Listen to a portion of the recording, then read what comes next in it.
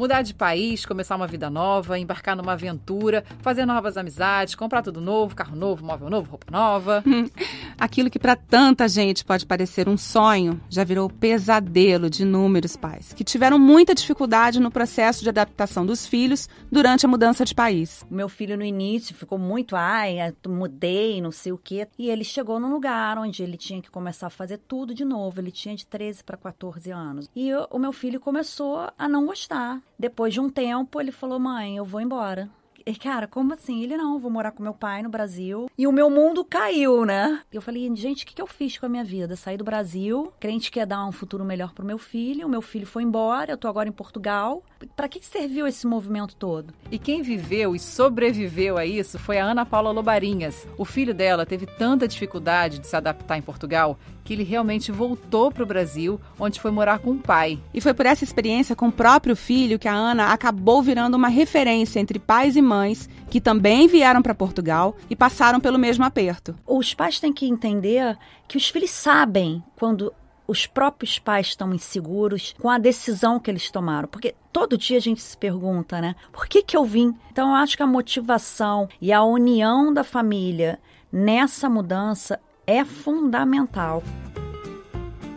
E tudo começou com um bom e velho grupo de WhatsApp, quem diria, que se desdobrou em encontros, reuniões, palestras e principalmente numa super rede de apoio entre pais e filhos que precisam de ajuda. Ajuda para um problema que é muito mais comum do que a gente imagina e é muito sério. Gente, a propósito, a história do filho da Ana Paula teve um final super feliz, que a gente vai escutar agora aqui no Terra Vista, um podcast brasileiro gravado em Portugal.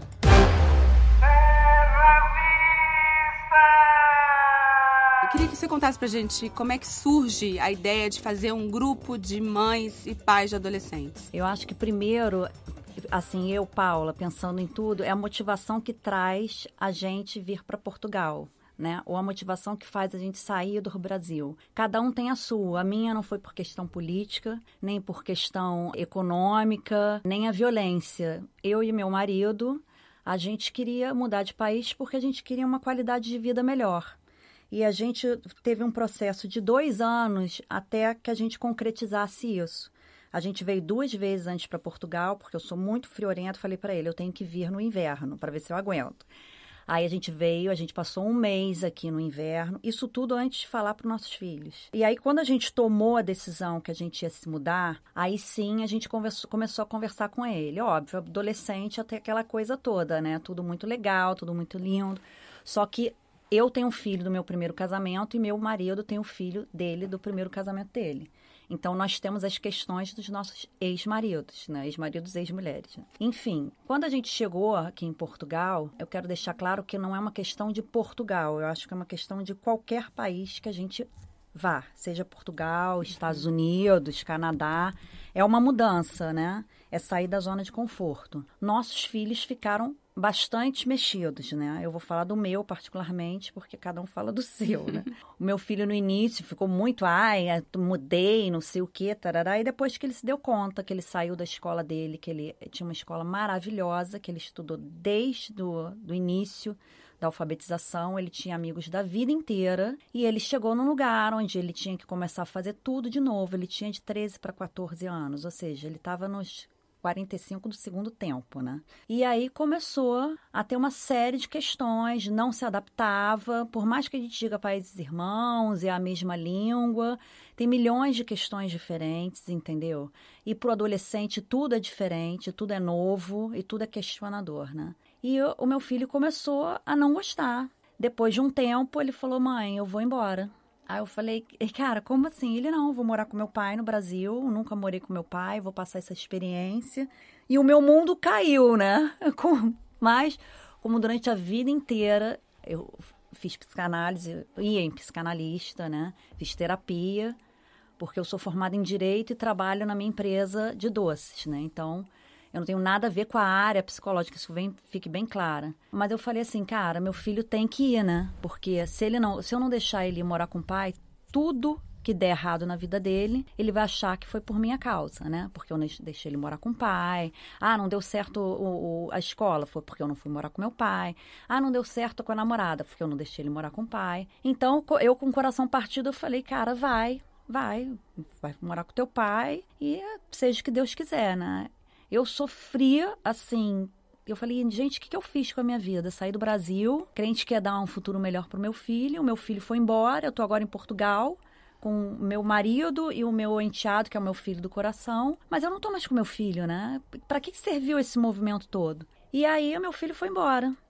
Aí passaram 6 meses até ele decidir voltar, e depois de muita insistência dele, porque eu queria também que fosse, não é todo piti de adolescente, né? Vou embora, volta, depois vou embora. Que ficasse esse indo e vindo, entendeu? Aí depois que eu vi que realmente ele não estava bem no Brasil, ele voltou. E aí, finalmente, ele voltou para Portugal. Ele aceitou Portugal, porque até então ele não estava aceitando. Por isso que eu falo importante a motivação, porque às vezes as pessoas vão embora do Brasil por uma motivação política, e o filho fica assim, ai não, se o Lula sair, beleza, meu pai vai voltar. Ai, se o Bolsonaro entrar, meu pai vai voltar. Se o Bolsonaro cair, meu pai vai voltar. Eles ficam sempre naquelas expectativas, sempre com a chance de voltar. Eu acho importante saber que eles têm que ter certeza que eles vieram por algum momento e vão ficar. Não é se vai mudar o presidente, vai mudar a economia vai mudar, que eles vão voltar. Tem que ser uma questão muito discutida na família, a motivação, por que eles estão vindo. Aí, nessa volta do meu filho, ele falou, mãe, lá no Brasil você tinha um grupo de mães da Escola Parque, que é onde meu filho estudava, que eu amava de paixão, e vocês combinavam programas, e eu tinha vários amigos, filhos das suas amigas mães. Por que você não cria um grupo de mães aqui em Portugal? Eu falei, nossa, né, eu cheguei aqui há 5 anos atrás. Nem eu estava adaptada, né? Eu mal tinha muitas mães. Eu não vim nessa época que a galera toda, agora do Brasil, tá aqui, né? Eu vim numa época que quase não tinha brasileiro. 5 anos, Nossa, realmente 5 anos devia ser um outro cenário. Quando eu achava uma brasileira, eu pegava, era quase uma louca. Conversa comigo, eu quero esse sotaque de novo. Eu era pegajosa, entendeu? E aí eu falei, tá, filho, vou fazer um grupo, porque eu sou do tipo assim, cara, meu filho tá pedindo ajuda, né? E que eu tô vendo ele no quarto, só no videogame, não faz nada. Tá uma praia linda, não vai à praia, não pratica um esporte. Cara, a coisa não tá indo legal, né? E meu filho no Brasil fazia análise também, eu não acho o menor problema nisso. Acho que todo mundo devia fazer análise, porque eu acho que é um autoconhecimento. Você se autoconhecer é a melhor coisa que tem, né? Aí criei o grupo de adolescentes e aí chamei as minhas melhores amigas que eu tinha aqui em Portugal, né? Que eram pouquíssimas, né? Devia ser um grupo de 10 pessoas. E eu falei, caraca, e ficou aquele silêncio no grupo. Eu falei, cara, só o meu filho tem problema de adaptação, né? Vou começar a procurar uma psicóloga para ele, porque só ele tem problema, né? E aí passou uma semana, aquele silêncio do grupo começou. Pá, você pode adicionar uma amiga? Você pode adicionar outra amiga?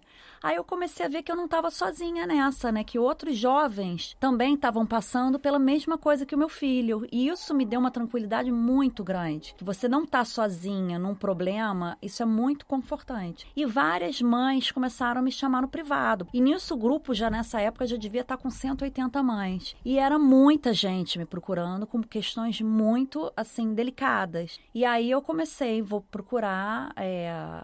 com o que eu já aprendi, assim, sendo mãe na Escola Parque, vendo como a Escola Parque tratava desses assuntos em rodas, no SOI, que eles chamavam isso, com rodas com os pais, sobre questões, sobre tudo, sobre drogas, sexualidade, uma série de coisas. Eu falei, cara, e era sempre dirigido por pessoas da área, né? Aí eu chamei a Mariana Erlanger e a Cláudia Miller, que são 2 psicólogas super bacanas, assim, que eu confio. E aí elas toparam na hora, entendeu? Na hora, não teve, assim, nenhum questionamento. Claro, tamo junto, não sei o que, tarará. Então, tudo começou do pedido de um adolescente. E eu consegui escutar. E de 2 psicólogas que tiveram um coração enorme e uma disponibilidade maravilhosa de aceitar esse desafio. Hoje o grupo já passa de 300 mães e não é mais um grupo só de adolescentes, porque depois a gente começou a ver que quem tem um adolescente também tem um filho pequeno. E os problemas são diferentes, e os problemas eles existem de outras formas. Então o grupo passou grupo de crianças e adolescentes.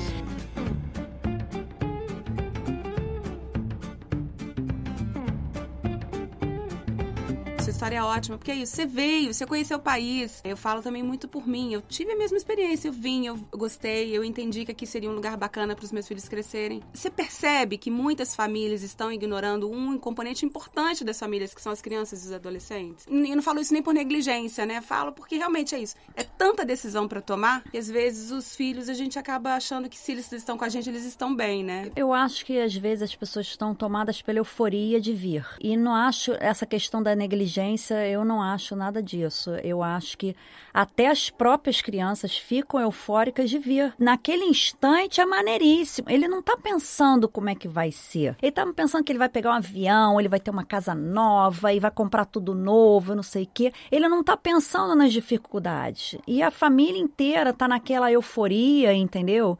E nem a própria família está sabendo que eles também vão enfrentar dificuldades, porque não foi fácil para mim me adaptar. Eu falo ainda que eu estou em processo de adaptação mesmo depois de 5 anos. Tem meses que eu estou mais adaptada e tem outros meses que eu estou menos. Época de aniversários e Natal, eu estou mega desadaptada. Nos outros meses eu estou super adaptada, entendeu? Então, os pais têm que entender que os filhos sabem quando os próprios pais estão inseguros com a decisão que eles tomaram. Porque todo dia a gente se pergunta, né? Por que eu vim? Eu vim por uma qualidade de vida. Quando eu via meu filho sofrendo, eu falei, gente, será que foi uma qualidade de vida? Meu filho foi embora, cara. Graças a Deus ele voltou. Mas, gente, imagina se ele não tivesse voltado. Eu estava destroçada até hoje. Então, eu acho que a motivação e a união da família nessa mudança é fundamental. Porque já é difícil pra caramba, entendeu?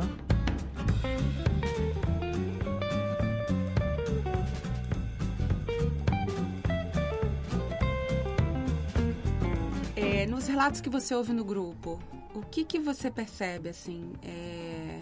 Arrependimento dos pais ou certeza dos pais, mas não saberem lidar? Uma outra questão que a gente observa aqui é que a vinda para cá acaba obrigando uma convivência familiar maior, porque as práticas do país são diferentes, né? E muitas vezes a família não está acostumada nem a isso, né? A conviver intensamente, a trocar, a dividir tarefas no lar. Bom... Sobre o que acontece nas rodas, eu vou seguir a regra das rodas. A gente não fala nada sobre o que acontece nas rodas. Quando a gente começa as rodas, a gente fala, isso aqui não é Instagram, não tem fotinho para botar e divulgar. Então, eu posso falar para você do meu olhar. O que eu percebo na minha família aqui a gente não tem trânsito. Então, eu não levo 2 horas para deixar um filho na escola, 2 horas para voltar, 2 horas para ir no supermercado. Só o fato de não ter trânsito, você já tem mais tempo com a sua família. E você ter mais tempo com a sua família, você está mais em casa, você faz as refeições com seus filhos e com seu marido. O casamento fica bem mais assim junto, né? A nossa família fica muito mais junto. Agora, isso tudo é uma delícia? Mas também esse muito mais junto acaba às vezes gerando mais conflitos, porque você consegue até enxergar mais o seu filho consegue enxergar mais você, te acha uma chata em triplo, né? Sim. Você está muito mais tempo com o seu marido, então a sua relação pode ficar muito mais gostosa, como pode você, de repente, no Brasil, nunca ter sacado que seu marido era daquele jeito, porque você só encontrava ele à noite. E outra questão também, das tarefas domésticas, né? Você não vai ter uma pessoa full time fazendo as coisas para você. Então, você vai ter que fazer comida, você vai ter que limpar a sua casa. Seus filhos vão começar a aprender que vai ter responsabilidade, sim, de jogar o lixo, de levar o cachorrinho para passear, que o cachorro tem que passear 3 vezes por dia, não uma e nunca mais, e que você vai ter que ajudar a fazer a comida, a lavar a louça. Então, é um novo mundo também para os pais e para os filhos, né? Que muitas famílias não estão acostumadas. Então, é um outro processo também de adaptação, né?